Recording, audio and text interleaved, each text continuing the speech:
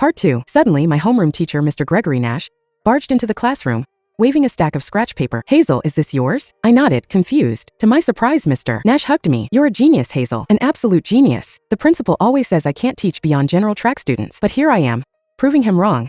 Teaching a future Harvard MIT student. Ivy froze in shock. Mr. Nash, my sister's scores improved, sure, but she only got 397. How could she possibly get into Harvard MIT? Mr. Nash patted my shoulder proudly. She'll make it. Hazel is the smartest student I've ever taught. Ethan muttered. Is Mr. Nash losing it? Mock exam results came out, and the school rankings were posted in the hallway. Ivy ranked 20th in the grade. I placed 988th. Ivy immediately seized the chance to mock me. Wow, Hazel, you've improved so much.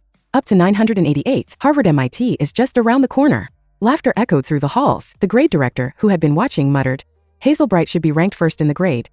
Ivy's face twisted in anger. Hazel's scores are pathetic. Why does everyone believe in her? There's no way she can go from 200 to 700 in 6 months. Leaning close, I whispered, Want to know why everyone believes I can make it to Harvard MIT? I spread out my test papers and answer sheets in front of her. Ivy's eyes widened as she scanned them. This can't be real. It's impossible. You must have cheated. I'm reporting you.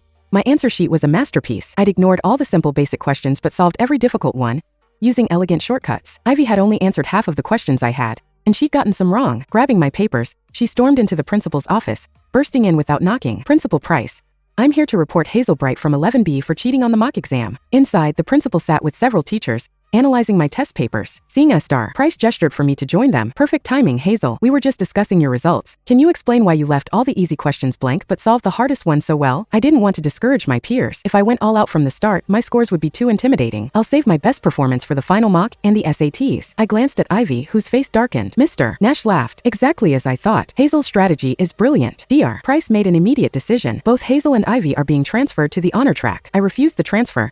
It didn't matter where I studied. Ivy, however, declined for one reason. She needed to stay close to sabotage me. After school, Ivy gathered Ethan and some others to corner me. Hazel, let's do an all-nighter at Cyberzone tonight. I've got a big promotion match. I agreed, leading them to 5 more wins before heading home. Just as I was leaving, a man, at least 7 or 8 years older than me, leaned over from behind and wrapped his arms around me. Your moves are sloppy. Let me teach you. The stink of body odor and cheap cologne made me gag as I slipped away. Oh, who the hell are you? Ivy stepped forward. Hazel, this is Rocco Delgado, the most powerful man around here. With him protecting you, no one would dare mess with you. Rocco lit a cigarette, blowing smoke rings as if he were the star of some cheesy movie. Hazel Bright, I like you. You're my girlfriend now. Let's go. Ivy shoved my bag at me, grinning. You're so lucky, Hazel. I'll cover for you with Mom and Dad. Rocco reached for me, but I darted away. Don't touch me. Rocco grinned, revealing yellowed teeth. Quit playing hard to get. Your sister says you throw yourself at men all the time. Ethan stepped between us, pulling me behind him. I don't care who you think you are, Rocco. Back off. Lay a finger on Hazel and I'll end you. Rocco, furious at being challenged, lunged at Ethan, who held his ground. The fight landed us all at Midtown Police Precinct. Ethan sported a few bruises, but Rocco looked worse,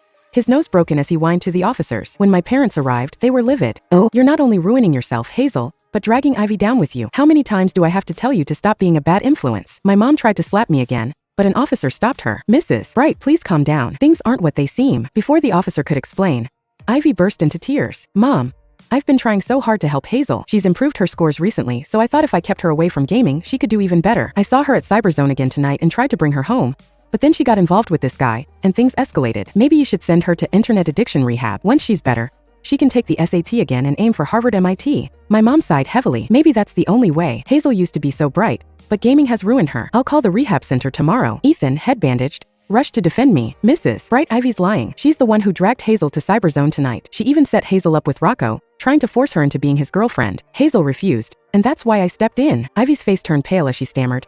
Ethan, I know you like Hazel, but you don't have to make up stories for her. Why would I ever associate with someone like Rocco? If Hazel's such a saint, why does Rocco say she's been hanging around him for ages? My mom, without waiting to hear more, slapped me. I'm so disappointed in you, Hazel. If you won't focus on school, at least stop hanging out with these kinds of people. You're going to internet addiction rehab tomorrow, and you'll cut ties with Rocco. Behind my mom, Ivy smirked triumphantly. Search 70,800 on NovelMaster app to read more.